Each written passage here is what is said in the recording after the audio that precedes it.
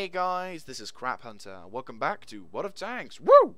Now, today we're going to be having a look at the Tier 6 German tank destroyer from the glass cannon line, the Nashorn. Now, before I go on, there will probably be a fair amount of you saying, it's Nashorn. Yes, it probably is Nashorn, but I've kind of grown up when I heard it something for the first time. But this is the weird thing with me. Whenever I see something for the first time, like word-wise, and or slash hear someone pronounce it for the first time, I have this thing where I will say it in that form or fashion, and it's a really hard habit to kick. So when I first saw this for the first time, I read it as Nashorn, not Nashorn. I think I must have seen it in Men of War or something, and I just got Nashorn from something. So yes, it probably is known as the Nashorn, but I know it as Nashorn. It still means the same thing, it's just how I pronounce it, so fair enough. Anyway, now that that's over, yes, the Tier 6 Nashorn. German, as I said, German Tier 6 tank destroyer along the glass cannon line. I would say she's a rewarding factor into your glass cannon grind, because this tank, while still is open-topped and ridiculously lightly armoured, is far greater to drive than this thing. Not just because it's at Tier 6, but because the design naturally works better than this one. And you find that you'll have a little bit more enjoyment in this thing than you will in this thing. Or at least if you had any enjoyment out of this thing, it's even better with this thing. So, without further ado, let's get started. So, let's get started on the hit points. You have 600 hit points. Now, this is the same as the hit points you get on the Jagdpanzer 4. Let's just go to there. Jagdpanzer. There you go. Oh, wrong one. Jagdpanther. There you go. 600 hit points. So, you know, it's the same. It's the same as the Jagdpanzer 4, and it does give you a much-needed boost in hit points. Because if any of you guys have driven the flak bus, many of you will know that the flak bus hit points is pretty much 2 shots and you're dead. Now, of course, although, admittedly, you know, you have a much needed amount of hit points, this doesn't mean you can just take a break because, well, first of all, as you're going up to higher tiers, you will now start to encounter stuff which can easily one-shot you. KV-1S, KV-2, T-150, SU-100. Also, you've got the higher, you have the other higher tier tanks like the tier 7s and 8s. So, yeah, although it's higher, it's certainly not easier. And second of all, well, if we have a little comparison with other tech trees, let's have a look at our French counterparts, for example. The ARL V39, 610. Now, you can automatically tell that you have very low hit points when you see the French having more than you.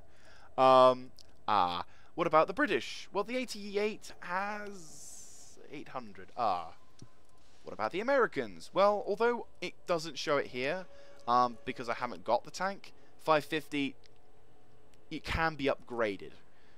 So that I will either give you 100 hit points, which is I think that's what it will do. I have seen it enough times to remember that it vaguely is around that perimeter or more, might be 680. Along with the Jackson as well, which might have the same. This one has 560, so the upgradable turret that it gets may give you either 100 hit points or 120 or something. And the SU-100 is, however, there you go, at 580. So you are better than the SU-100, but it's not exactly one that I would call a consolation. You are still very low on the hit points margin, which, especially since you're an open-topped, very lightly armoured vehicle, can be a major pain in the ass. So whatever lessons you may have learned from the flak bus, it would also make sense to learn them and remember them for this tank, because you will not have many hit points in comparison to your tier 6 counterparts to be able to play with whilst you're on the field.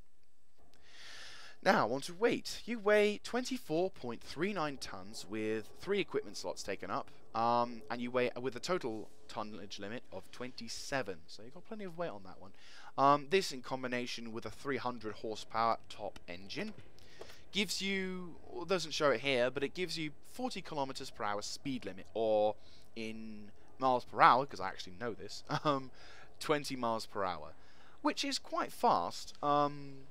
You know, considering it's not, it doesn't get to 40 relatively quickly. You know, it takes a few seconds worth of time before it gets to that. But, you know, it is a relatively decent speed for a tank destroyer, especially if you need to get out of somewhere in a hurry. It's always kind of nice to know that you're not as slow as some of the other tank destroyers out there.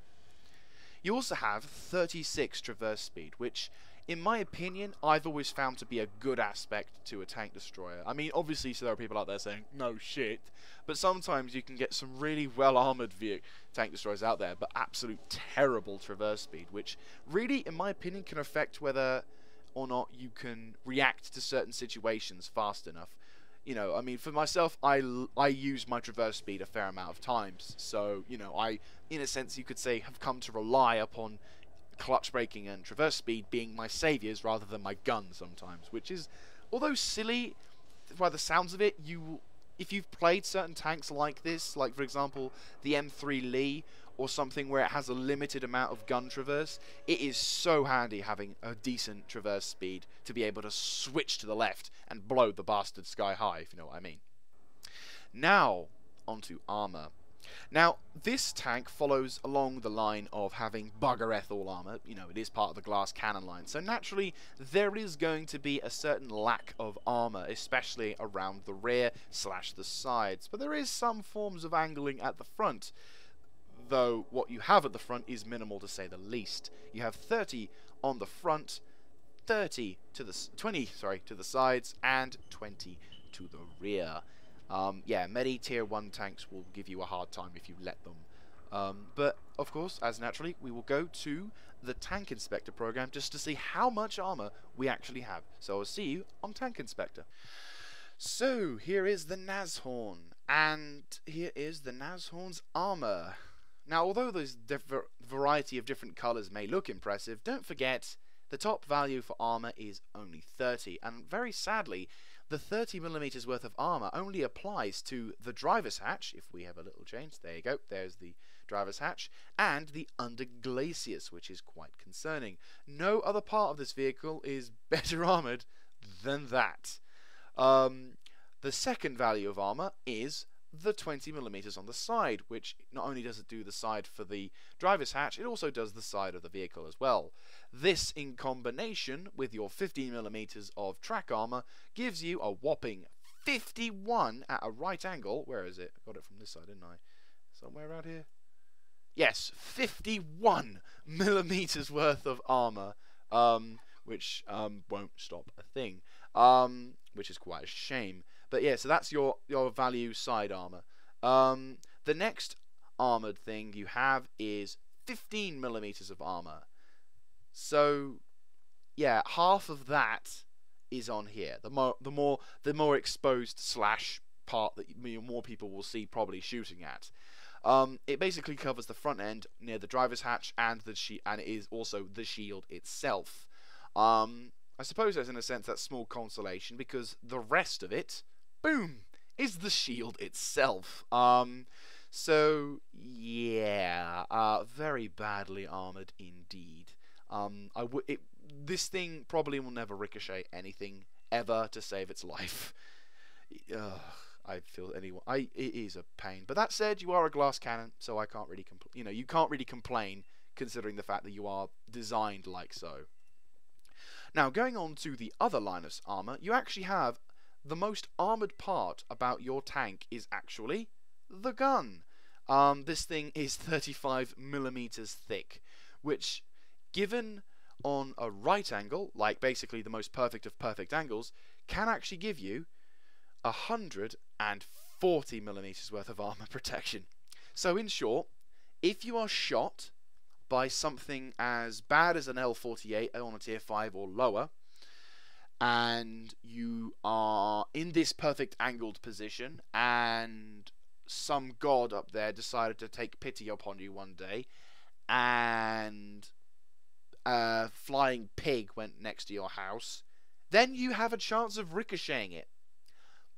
But what most likely is going to happen is penetration. Oh wow, 158, shit! That'll require 2 flying pigs to get that one. So yeah, this thing will not bounce a single shot. I think if you're lucky, it goes through there. Could it get even more? Oh, even more. I think. Yeah, no, that's it. So yeah, this thing will probably never ricochet anything ever. If you do ricochet though, save the replay, because you'll be one of the most probably fewest of few people to have ricocheted something in this thing. So yeah, it's not got any armor whatsoever. Now, on to the second part, of which I hopefully will make it a little bit fancier slash more impressive to use this program. For those who wish to shoot at this vehicle, where would I tell you to aim? Well, everywhere, because this thing has no armor, except for that one magical point. Oh, wow, look at that, 159 there. So that one magical point, don't bother, because it's too well armored. But everywhere else, it is super easy to pen, so you will have no fears. And if you can get a derp on this thing, please do. It makes it more satisfying. But nah, if you pretty much anything. Okay, I hate to sound negative, but you know, it's 600 hit points going up in one go.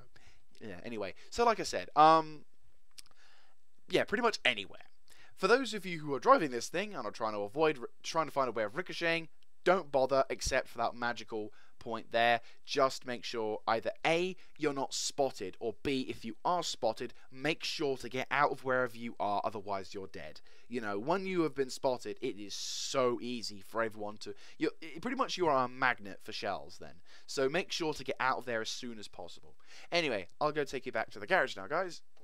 So, on to view range and signal range. Now, the Nashorn actually has a very, very good view range. 390 meters. Now, for a tier 6 tank destroyer to have that, I mean, obviously it is open-topped, so open-topped vehicles will have a natural advantage over their closed counterparts, but still, that is pretty impressive regardless. Now, what we're going to do is, instead of comparing it to everyone else, we're just going to compare it to the open-topped vehicles, because naturally you will have an advantage over the open-topped. So, what are the open-topped vehicles in contention? Well, they are the Americans' tank destroyers, the M18 Hellcat, and the M36 Jackson. Let's have a little look-see to see what they've got. So, the Hellcat has 370, which is worse than you by 20. That's bad of them, actually. I didn't expect that. What about the Jackson? Surely. No, once again, 370. So, despite being, you know, being better than you in health, they're certainly not as... They can't see as far as you, which is a little bit surprising. But that said, good thing to see, because that means then you have a slight advantage over them. Though, then they regain that advantage because your signal range is quite poor. 550. Whereas other tank destroyers out there, they kind of have more. Well, let's have a little look-see to see in what comparison. The French, for example. The ARL V39. A tier 9 radio. Shit. 710, so automatically beats you by a mile. Probably does in meter as well. What about the Jagdpanzer 4? Does he have the same radio or worse? He has it worse, unfortunately, for the Jagdpanzer users. Only 415. Oh, you have my sympathies to anyone who's driving this at the moment. What about the 88? Where is it? There she is, tier 6. She has a tier 8 radio, and it is 550, so basically on par with you. What about the Yanks? Well, the Yanks have their own back because they get access to a tier 10 radio. That's 750. Oh, they are the kings of radio. Ouch. So, yeah, they start to have the last laugh at this point. What about the Jackson? Well, the Jackson has a tier 9 radio, but it's still way better than you at 615. So, shit. Not so good. What about Neparuski? She has the tier 9, which is actually worse by 525. So it's not a major disadvantage. Well, it's not. You're certainly not as good as the Yanks, the French, or the French, but you're kind of in the middle with regards to that. So your view range absolutely fantastic. But your signal range, not so much. I wouldn't rely on your radio. Definitely try and keep in close contact with a few of your mates, and if you are in a platoon, tell your mates to go forward, so that way you can support them and give fire to the enemy, but then they can also radio the enemy to your position, rather than you relying on your own radio as well.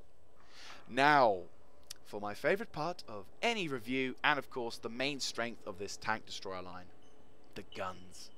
And the Nashorn actually has quite a pleasant surprise for those who've already played in German tank destroyers.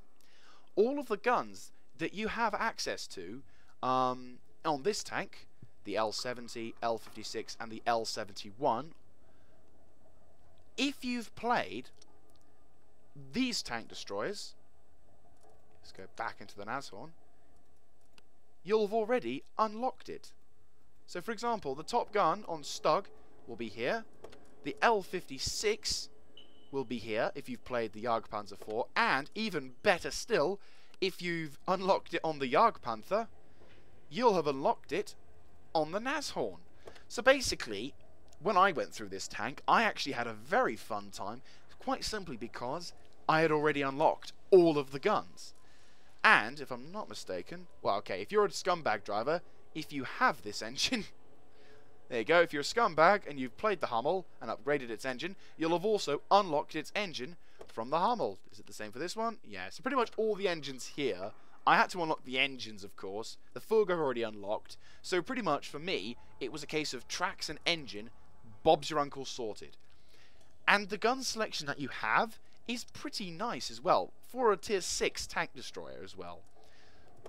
The first one being the L70. Now everyone knows what this thing does. It's 75mm, 16 rounds a minute, 150 pen, 135, and a very good 0.33 and 1.7 aiming time. This is your stock weapon, and it's a very good gun. I really like this weapon. It is probably one of the handiest 75mm guns around, and I love it. Then, of course, you have the rather shitty L56 coming straight afterwards, which delivers your first taste of 88mm, well, technically, delivers the same kind of 88mm that you get on the flak bus. And if we have a little comparison on that one, you'll no doubt tell the differences almost instantly. First of all, ironically enough, you don't actually unlock it for this thing, despite getting it on the, I don't know how it works, but I think it's just the names. But still, you have a much faster firing rate. You have a better aiming time of 1.7 versus their 1.9. But of course, the biggest benefit to this tank, if we go back to the Nashorn, is its top gun, the L71. This tier 8 tank destroying nightmare is probably the best incarnation of it. You have nearly 10 rounds a minute, and considering if this thing could have a better crew, you probably can get 10 rounds a minute out of this thing. You have 203 penetration, which is absolutely bloody brilliant. 240 on average damage, and here's the best part: 0.32 accuracy and a 1.9 aiming time. Ah, you are so sexy. It is pretty much the best 88mm cannon you will ever find. If we can compare it to the Jagdpanzer, can you have the same stats, or is it even worse? No, it is the same. So, yes, this gun is absolutely deadly in the hands of a Nashorn, and if you know how to use it, and if you set up well, God help the poor bastard who you're aiming at, because you will rip him apart. Yes, it only does 240 damage, but considering your rate of fire, tearing, and where the hell you're hitting him, it is so easy to kill, for example, a tier 6 medium tank with only like 2 or 3 shots. It's that good. And most certainly, if you're in a platoon, you will dominate. If you're in a good position and you're not being spotted, you can easily dominate your opponents. This thing, I have found whilst driving it, a bit like the flak bus, to be honest with you. While they don't deal a high amount of damage, I mean, they deal a very good amount of damage, but they don't deal like the one-shot kind of damage that certain tanks like the SU-100 or the Sture Mil provide once you upgrade the top gun. This thing has a habit of just, when you've locked yourself down into a position and you're not going to move and you've got some targets ahead of you, you can spit out rounds so fast and so effective that you pretty much destroy a heavy tank's health in less than a few seconds, and that is what makes this thing so effective with this gun. It is absolutely fantastic. And to be honest with you, the benefit is, if you haven't played through any of the other tank destroyers, there is going to be a benefit for you either way, because instead of having to think, ah, shit, I've now got to upgrade the Stug to the L70, you don't actually have to worry anymore, because it will have already been unlocked via the Nashorn. The same can go for the Jagdpanzer 4, and of course the Jagdpanzer with its L71. It's just absolutely brilliant, and considering the fact that the highest tier tank game you will be going into at mostly will be tier 8, you'll most certainly do fine in tier 8 games. You know, the premiums, you don't really need them. I mean, there are rare occasions where for some reason matchmaking goes up the tits and decides to give you tier 9 matchmaking, which is why I always keep a small reserve in stock, but I'm probably going to get rid of that at some point. You know, it is just a fantastic gun, and any Nashorn driver who knows what he's doing will wreak havoc on the enemy team. You just have to not be spotted and you'll be fine. So, on to crew skills and equipment. So, these will be my recommendations for your crew and your equipment to make this tank better than ever. So, let's get on to equipment first, and naturally you will want something like a medium caliber gun rammer first. Reasons why? It will help you out a lot when it comes to shooting, because it will decrease your reload time and it will make you fire faster. The second equipment I would highly recommend, because you're open topped, you don't really need to worry about vents. Instead, you need to worry about hiding. So get yourself a camouflage net, which is relatively cheap, only like 100,000 gold. So you can rest easy about that. And finally, it is on the third one, it is always up to you. But I have put a binocular telescope because I have it. I got it in the event, and what the hell, it's free. But here would be what I would recommend for those who don't have the binocular telescope. Now, I wouldn't actually recommend any of the more expensive stuff. Oh, hell, I wouldn't even recommend the binocular telescope, because you've already got a very good 390 view range. You're not really going to need anything to help amplify that. So, and also, regarding to the gun, you don't even need an enhanced gun laying drive. Reasons why, simply because your gun is just that awesome. That 1.9 second aiming time quite simply means it doesn't need any kind of help, whilst the additional plus 10% aiming speed means, you know, you can aim slightly faster, perhaps giving you that one critical shot. But considering the fact that you've already got such a good aiming time, it doesn't really need it. So you'd be spending 500,000, which is quite a lot if you're not running a premium account, on something which doesn't really need it. The benefits wouldn't really be seen. What I would recommend, though, for number one, would be something like medium spall liner. Now, as you are an open-topped vehicle, artillery and explosive stuff like derp guns will naturally find you a lovely target, especially at full health. So getting yourself a medium spall liner means that you will protect yourself by 25% from ramming and explosions. And another awesome benefit is that it provides an extra 25% to the crew as well from injuries. That is a good thing to have, especially if you're up against artillery or, as I said previously, derp gunners. The second thing I would recommend highly would be additional browsers. These basically add 10% to your performance on soft ground and 5% on moderately soft ground. While being faster may not be like the best of advantages, it will most certainly help you out, especially if you're in a position where you have to move quickly from point to point, providing support, if you've designed your tank to be like that. Or if you have your sort of tactics to act like that. And certainly also it helps if you need to get out of a situation that if you've been spotted and you need to get out of there, they will most certainly help as well. Finally, my last recommendation is something like ammo rack.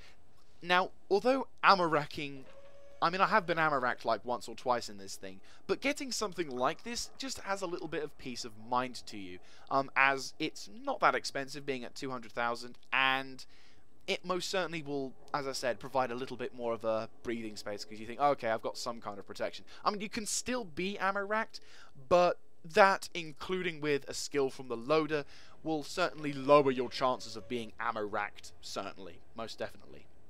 For everything else, don't really bother with stuff like binocular telescope and coated optics. I have it only because I have it for free and I can use it.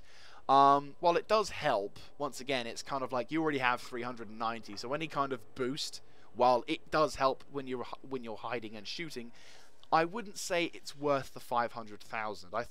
I would think your normal view range will most certainly work. If you are desperate for view range stuff, you can get one of your crew members, if they've already elited themselves with one skill, to use recon to help extend your view range, but don't spend 500,000 on it. And everything else, yeah, just don't bother really. It's too expensive and the benefits wouldn't really be that much.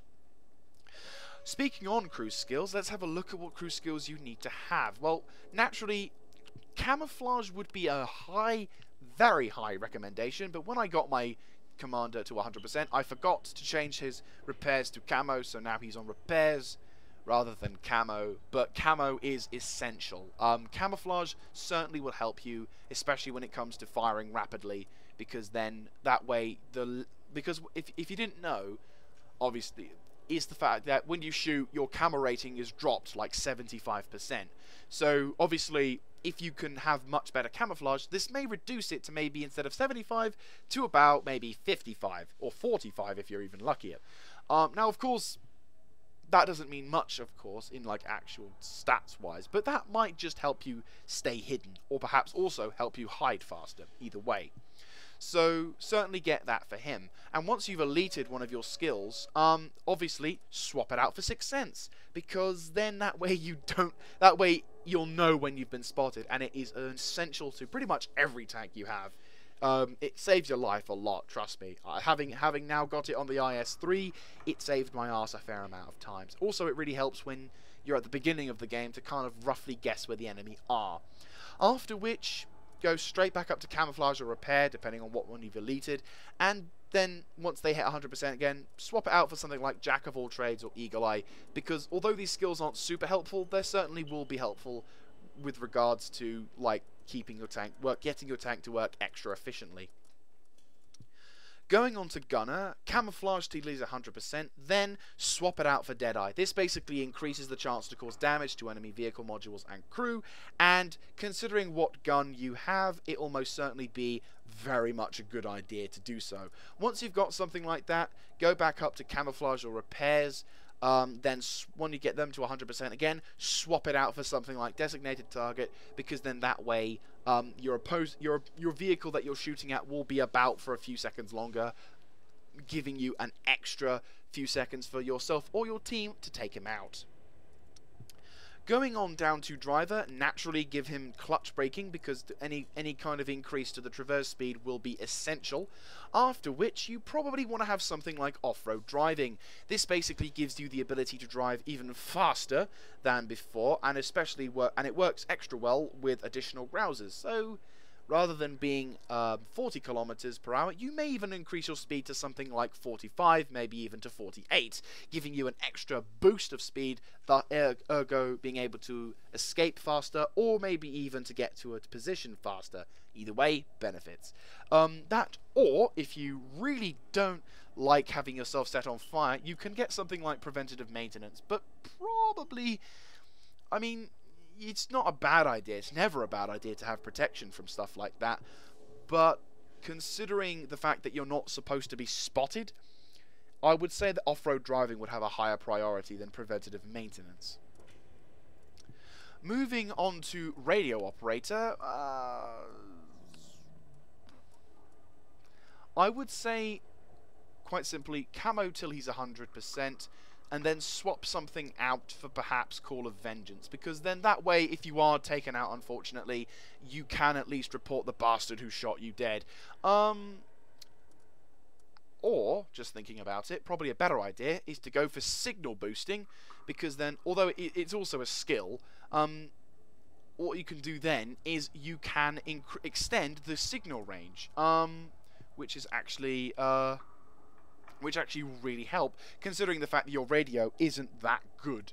So yeah, most certainly go for something like signal boosting afterwards, because in that way it really helps. And if you still want to use Call for Vengeance, by all means, fair enough, but you have the ability of getting signal range as well.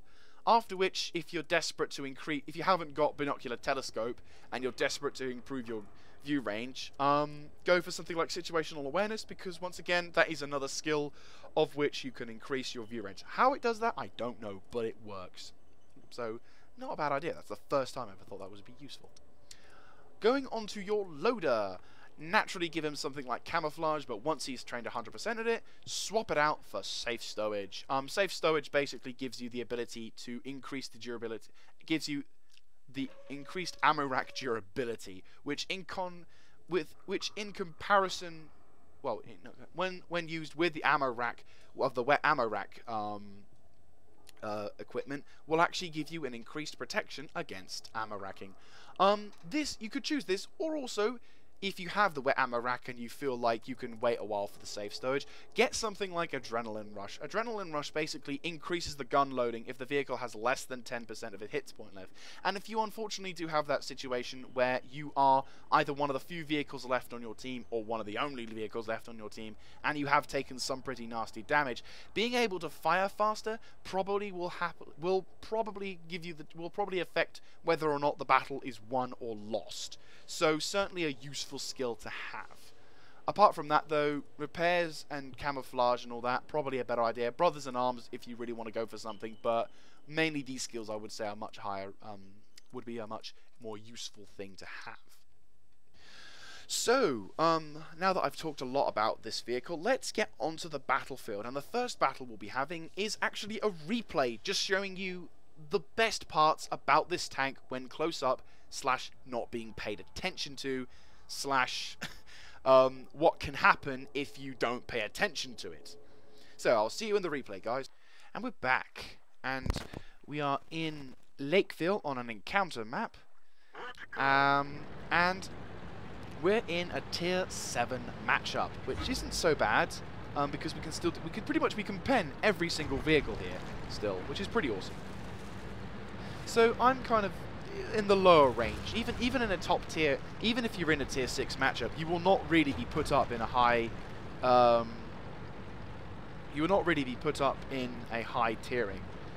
with this sort of thing. So at the beginning of this match, I believed that if someone told that some of the heavies had to go left, and normally whenever someone says some heavies, generally they mean all.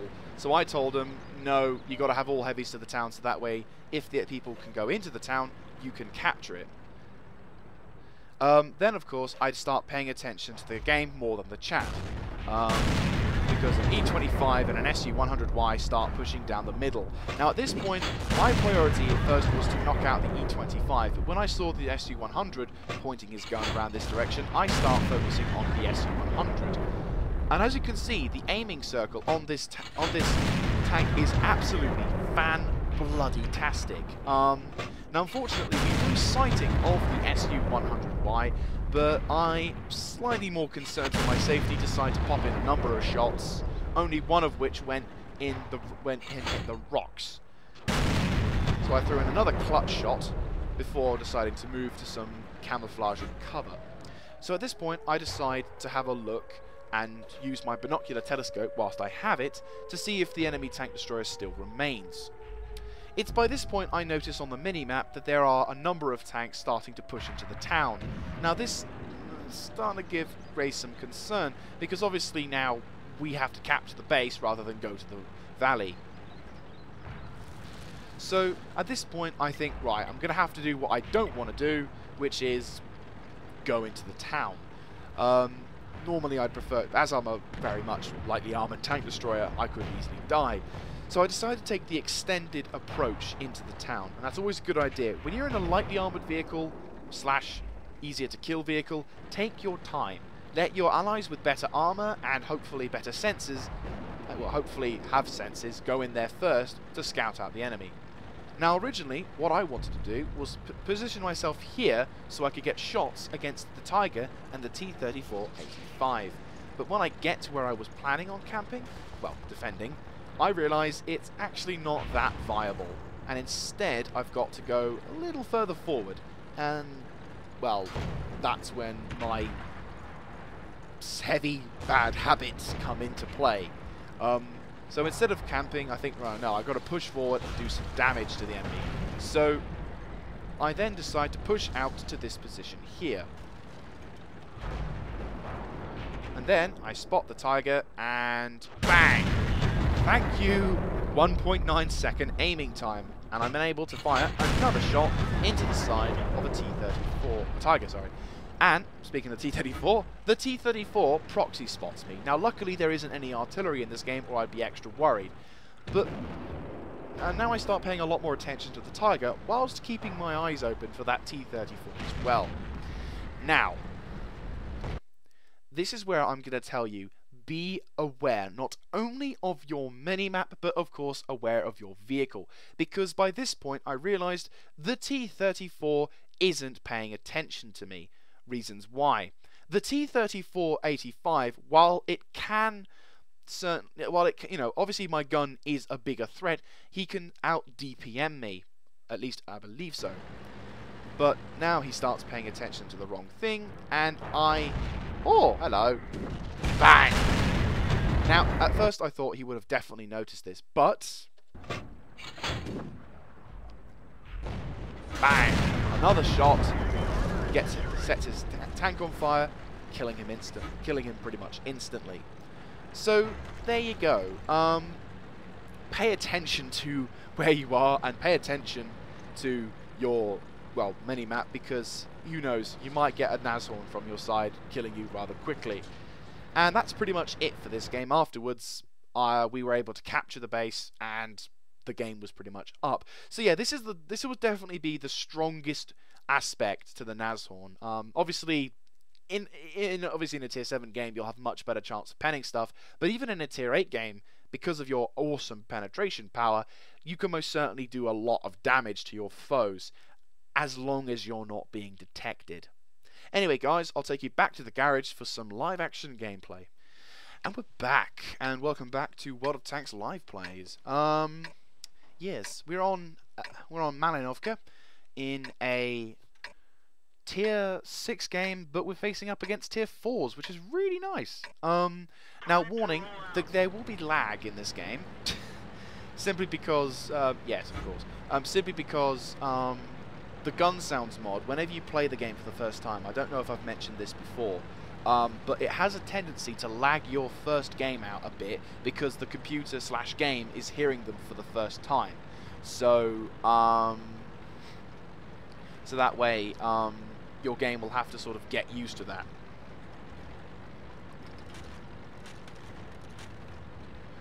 Praise the Emperor. 40k star. Anyway, this one's an encounter mode, but not many of our tanks are going towards the base capture point, which is slightly concerning, because obviously the enemy team are going to be heading up north. So I'm going to have to take it extra easy, so that way I don't end up getting myself killed.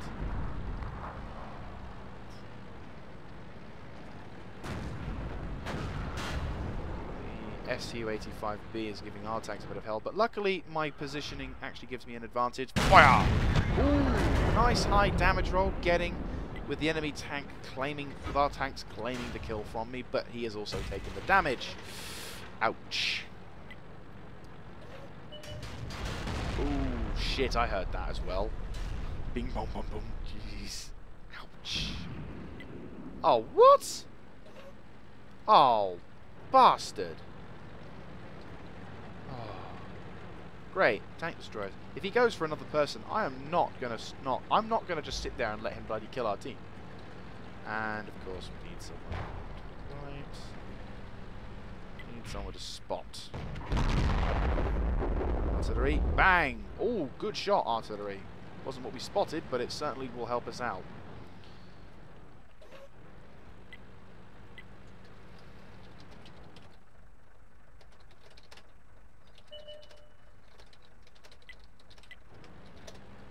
There's the targets. Do I have a... I'll have to turn. Right, fair enough.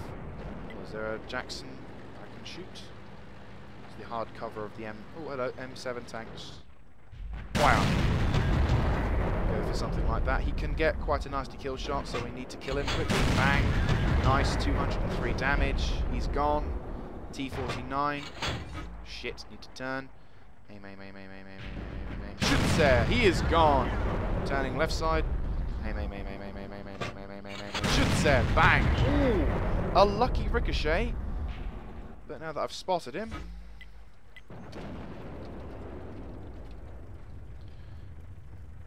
Okay, take your time. We are in a very fortuitous position that we can actually... Oh, enemy KV-1. Bad idea to shoot that way. I've just lost probably a lot of my camo ratings, so it takes some time. That won't pen. Bang. Oh, so much damage. We may need to relocate soon, otherwise I'm probably going to be spotted by someone else and then killed.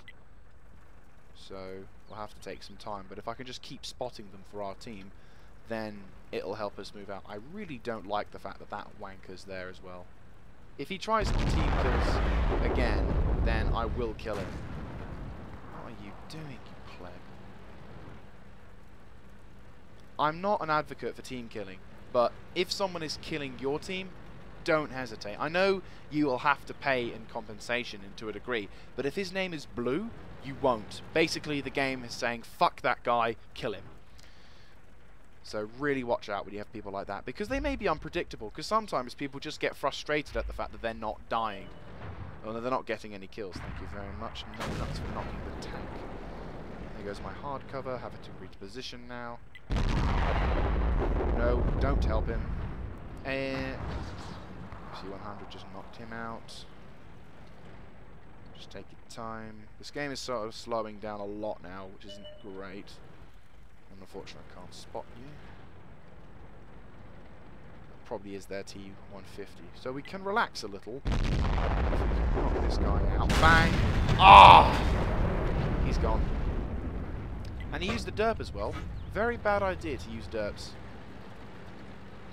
Right, we can chance moving up a little bit now, and we are starting to cap, which is great. Don't completely go along the side of the bushes, because obviously, being a light tank, you need to hide yourself a fair amount. There is what I was fearing. Do flak bus. Don't know where the hell that shot went, but we've got to focus fire on him quickly. Thank you. Oh, Hetzer derped him. Ouch. But unfortunately, the enemy T-3485 derped the Hetzer. So target. Nice high damage roll. I have been spotted. He is going to try and take a pot shot at me. Fire! He was going for someone else. Right, can I get a shot? That'll be an amazing shot if I land it. Oh, fuck. Right, aiming. Take your time. Fire! Oh, come on! Seriously! Gun! Work! Right, shot in. Right side. Okay, fall back. Because now the higher priority is to move and defend this position over to our right. Our team are slowly falling back, but we need to get into a defensive position. That's the annoying thing at times. RNG can be an arsehole to you. Not enough gun depression, is there? No. Right, not going to stay here forever, but if I can just spot them. Right, pull back a bit. Up, there's the SE-100. Aim. Shoots it. Nice high damage roll. Unfortunately, we just lost our flak bus. Fuck. I got him. Unfortunately, I got killed myself. Unfortunately, the game did just fall apart. No thanks to that fuckwad in the Panzer IV. I know this is probably not the most professional of YouTubers' antics, but that guy, the bluish guy, I'm going to report you. I know it's a bit pointless, but team damage / team killing, not forgivable in any form or fashion. So we'll have to have one victory and one defeat, but my advice to you, despite it not being the greatest, is don't be afraid to deal out the punishment to someone who's dealing punishment either to yourself or to your team. Because although, yes, you'll have to pay compensations and no one will win, but in my opinion, whoever, if he's killing your team / pushing you out, basically being a hindrance to you and your team, you know what side he's on, and I personally feel that you should either react to it by either reporting him, or in situations like that where he's blue, kill him. You know, because yes, he could perhaps be helpful, but he hasn't been helpful at all, considering that, well, one of our team members just got killed by him. So, yeah. But anyway, so that's about it for this video. Hope you've enjoyed the review, and, oh yeah, summary. I always forget to do that, I don't know why. But anyway, summary for the Nashorn. Certainly, and a useful, you know, most certainly a useful tank. Certainly better than the flak bus. A lot more enjoyable than the flak bus as well. Still suffers really terrible armor, really terrible, you know, still suffers a fair amount of disadvantages because of the armor. Not great radio range, so you'll have to be careful with regards to trusting your radio, and sort of hopefully you'll either be in a platoon where your friends will help spot targets for you with the radio, and of course keeping in contact with your team. But, you know, apart from that, though, this thing is absolutely fantastic, and as long as you can make sure that you're not spotted and you find yourself in a very good position, like I was in the last 2 games, you will dominate games really quickly. The only bit of advice I would say is be patient, not like me, who panicked a little bit with the shots. I mean, unfortunately, this gun, despite being perfect, RNG will troll you, unfortunately. Germany has always got that problem, as well as other tank destroyers, but Germany, they like to troll sometimes. Not as much as Russia, but still, I'm rambling. Anyway, so thank you very much for watching this video, and if you like this kind of content, feel free to let me know by always clicking on the like button, commentating down below, and of course subscribing to the channel. Thank you to any and all who have subscribed to the channel previously / now, and I look forward to presenting more stuff to you in the future. And that's really about it. So thank you very much for watching once again. This is Crap Hunter signing out. I'll catch you next time, guys.